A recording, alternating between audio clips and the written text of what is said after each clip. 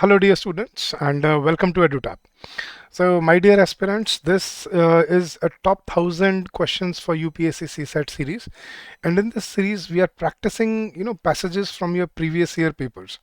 तो guys, इस series में हम क्या कर रहे हैं? हम आपको वो जो अच्छे पैसेजेस आए हैं पिछले सालों में एग्जाम में यूपीएससी सीसैट के उसकी हम आपको तैयारी कराने वाले हैं and this is part 9 of the same series so we are covering 5 questions in every series and this will help you with your confidence and this will also support your practice sessions as well, so you can practice your practice your passages with me here and you will your confidence will get boosted with it.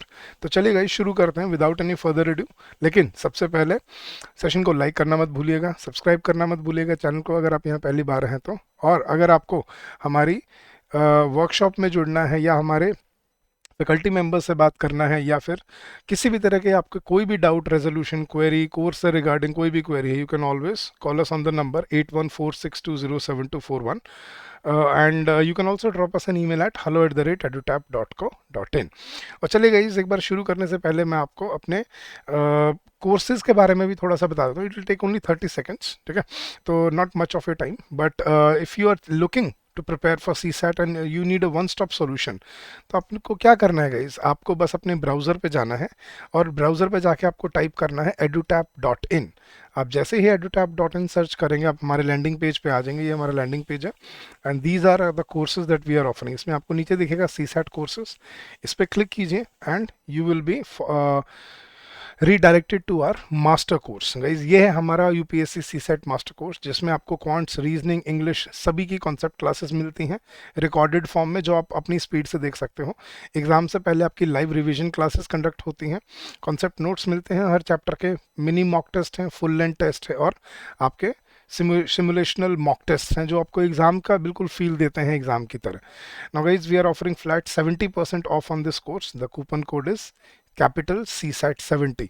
So come join us. और guys ये हम इतना जल्दी क्यों आपको बता रहे हैं, क्योंकि देखोगे CSAT एक ऐसी चीज़ है, बेशक एक क्वालिफाइंग पेपर है, नो डाउट अबाउट इट, इसमें आपको कोई मेरिट नहीं स्कोर करनी, लेकिन इसमें बहुत सिलेबस आता है और क्वेश्चंस बहुत डिफिकल्ट आते हैं। And let me tell you, रफली around 35 to 40% students fail this exam every year. एक साल पूरा खराब हो जाएगा सिर्फ अगर CSAT क्वालिफाई नहीं हुआ तो इसमें आपको क्वांट्स के सारे सब्जेक्ट का सारे कॉन्सेप्ट सारे रूल्स करने पड़ेंगे, इंग्लिश में कॉम्प्रीहेंशन आपको डेवलप करना पड़ेगा, एनालिटिकल स्किल्स डेवलप करनी पड़ेंगी और रीजनिंग में आपकी रीजनिंग एबिलिटी डेवलप होनी है।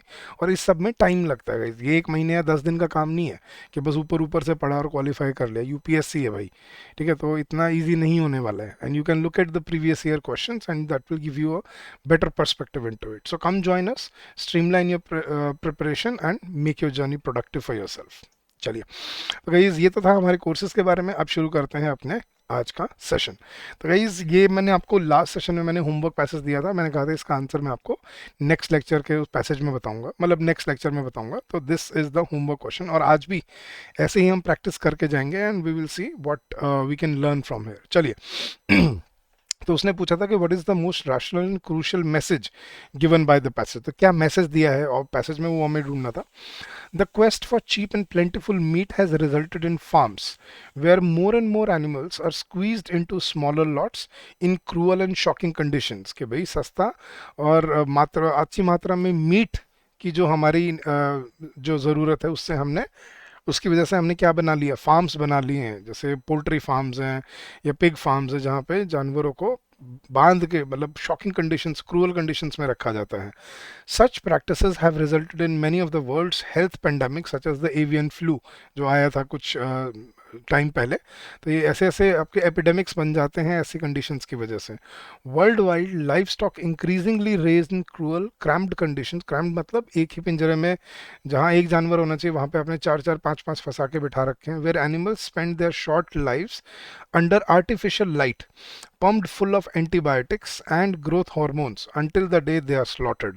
कि ऐसे जगह पे जहाँ पे जानवरों को इस कंडीशंस में रखा जाता है, बंद करके बांध के आर्टिफिशियल लाइट के अंदर एंटीबायोटिक्स दे के और ग्रोथ हार्मोन्स को दे के, ताकि उनको एक दिन काट के खाया जा सके। Meat production is water intensive, और ये भी बात है कि मीट जो प्रोडक्शन है वो उसमें पानी बहुत लगता है। 15,000 liters of water is needed for every kilogram of meat, compared with 3,400 liters for rice, 3,300 liters for eggs and 256 for a kilogram of potatoes। तो कितना डिफरेंस है 15,000 और 250 में। ठीक है, तो दैट इज़ ऑल्सो कि वो उसमें हमारे पानी पे भी बहुत इम्पैक्ट है उसका। तो और उससे हेल्थ कंडीशंस भी ऐसे ही होती हैं, and this is really bad for us. तो क्या मैसेज दिया गया है? Mass production of meat through industrial farming is cheap and is suitable for providing protein nutrition to poor countries. No, not viable, not what it has, the passage means. Meat producing industry violates the laws against cruelty to animals। कि meet producing industry सारे laws को तोड़ती है जो cruelty दिखाते हैं। Okay, possible. आगे देखते हैं। मास production of meat through industrial farming is undesirable and should be stopped immediately. Yes, possible. And environmental cost of meat is unsustainable when it is produce through industrial farming. देखो guys, ये भी कोई cruelty to animals की बात ना तो उसने बोली है, ठीक है, मतलब उसने कोई लॉज तोड़ने की बात नहीं बोली है कि ऐसे लॉज तोड़ रहे हैं हम। ठीक है, ये भी नहीं बोला कि it is undesirable and should be immediately stopped. Immediately अगर स्टॉप कर देंगे तो फिर लोग भूखे भी मर जाएंगे, यहाँ पे पैनिक भी हो जाएगा कि यार एकदम से क्या होगा।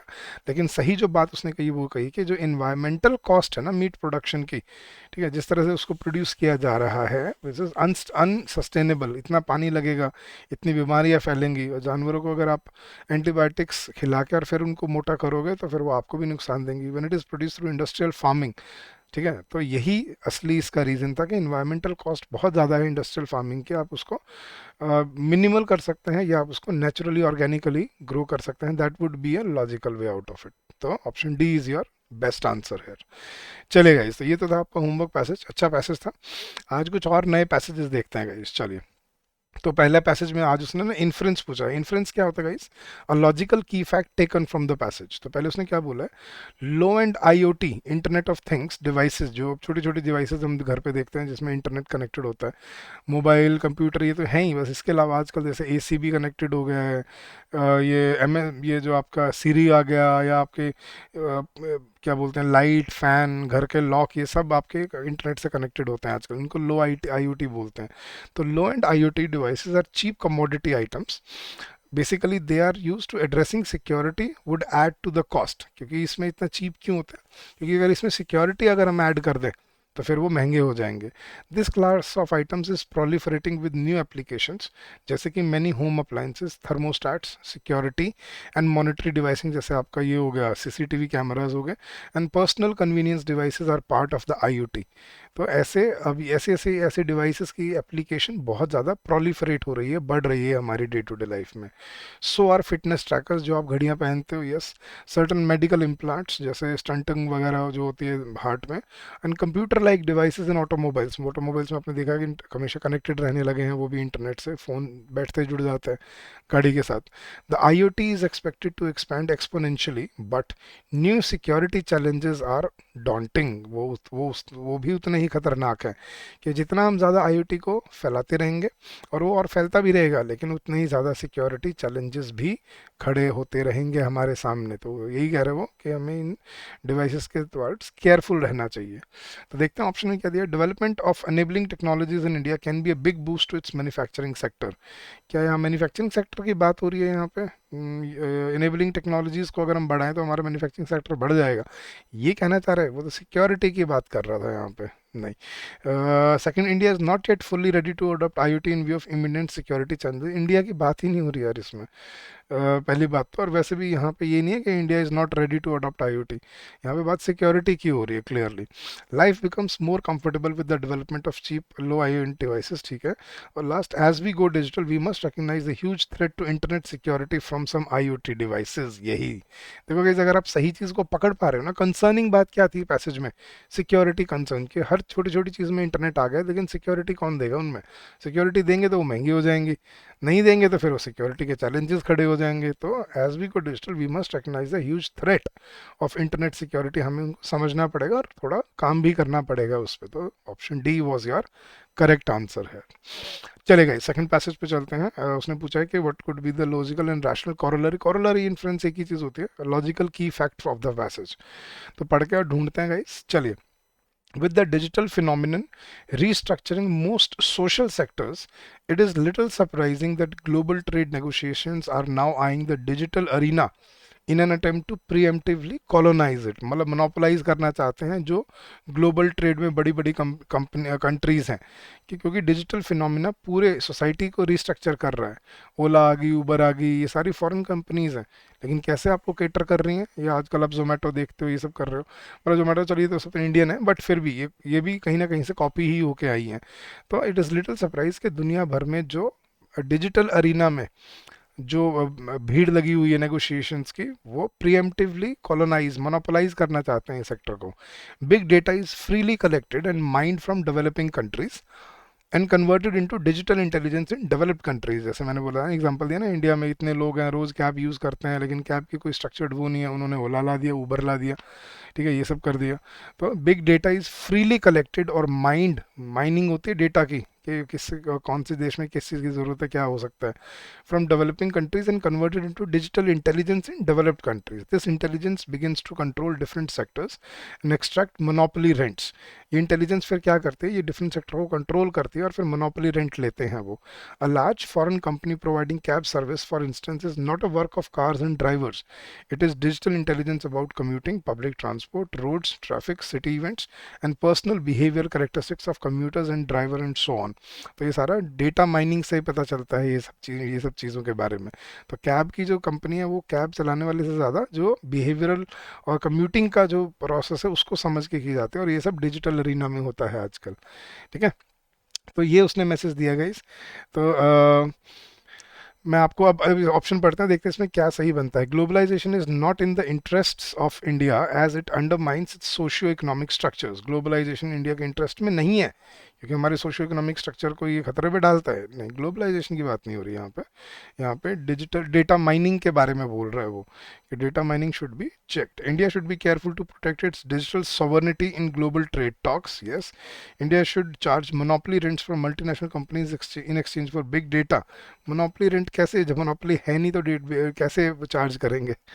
एंड द लास्ट है, the loss of big data from India is proportional to the degree value of its foreign trade. कि जितना हम बिग डेटा को खो रहे हैं उतनी हमारी फॉरेन ट्रेड बढ़ रही है, नहीं।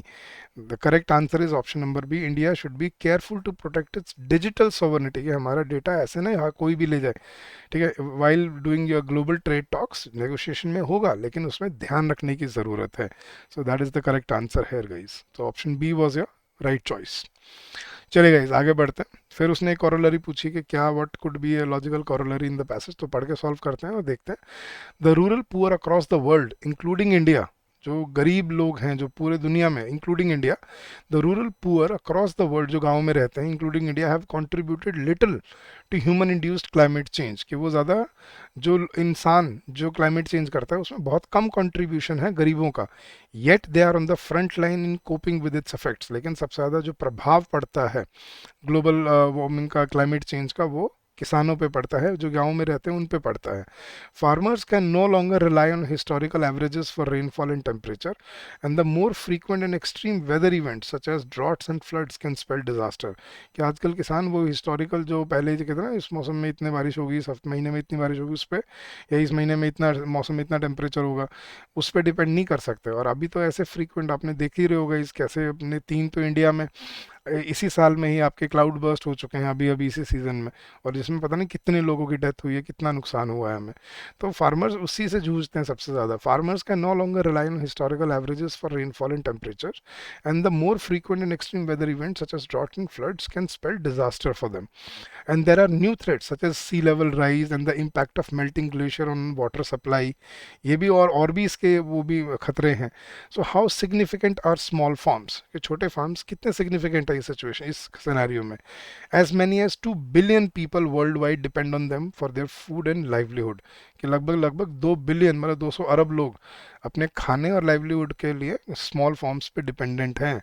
Small holder farmers in India produce 41% of countries food grains, कि इंडिया की 41% मतलब लगभग 40% से ज़्यादा जो कंट्री का जो फूड सिक्योरिटी है, फूड ग्रेन है, जो फसल है, वो छोटे फार्म से आती है। And other food items that contribute to local and national food security. तो छोटे फार्म्स बहुत इंपॉर्टेंट रोल प्ले करते हैं, लेकिन उनको नुकसान बहुत झेलना पड़ रहा है बिकॉज ऑफ क्लाइमेट चेंज, ये कह रहा है वो। तो supporting small farmers is an important part of any agenda regarding environmentally sustainable development. Environmentally sustainable development अगर कुछ करना है तो उसमें स्मॉल फार्मर्स को सपोर्ट करना पड़ेगा।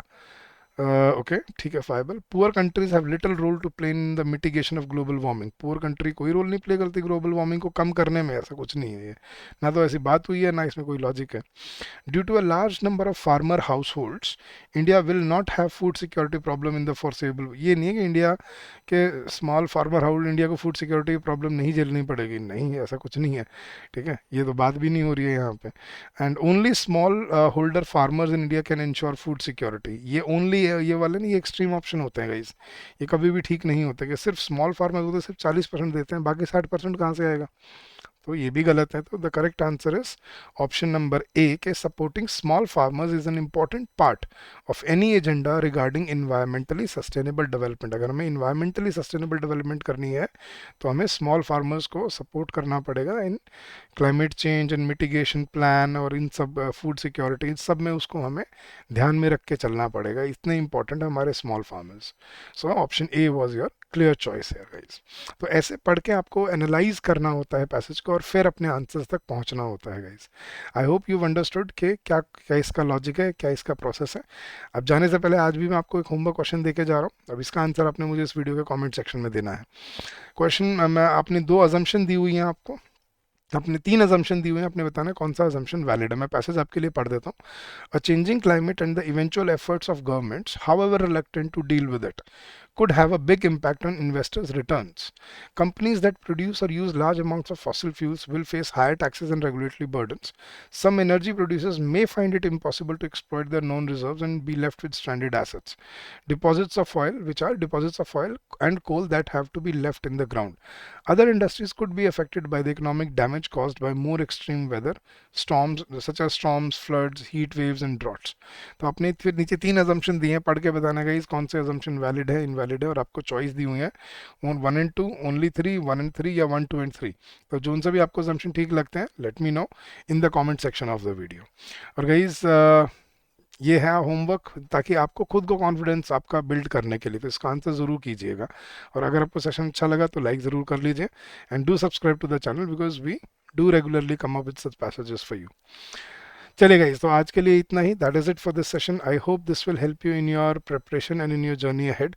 बट अगर स्टिल आपका कोई डाउट है, कोई क्वेरी है, you can always call us on this number during the office hours which is 8146207241, और you can also drop us an email at hello@edutap.co.in। वो नीचे लिखा हुआ है, शायद वो उसके पीछे आपको दिख नहीं रहा होगा, तो I will just write it here. तो that's our official email ID hello@edutap.co.in। So thank you so much once again guys, keep on working hard, keep on giving your best and I'm sure you will come out with flying colors।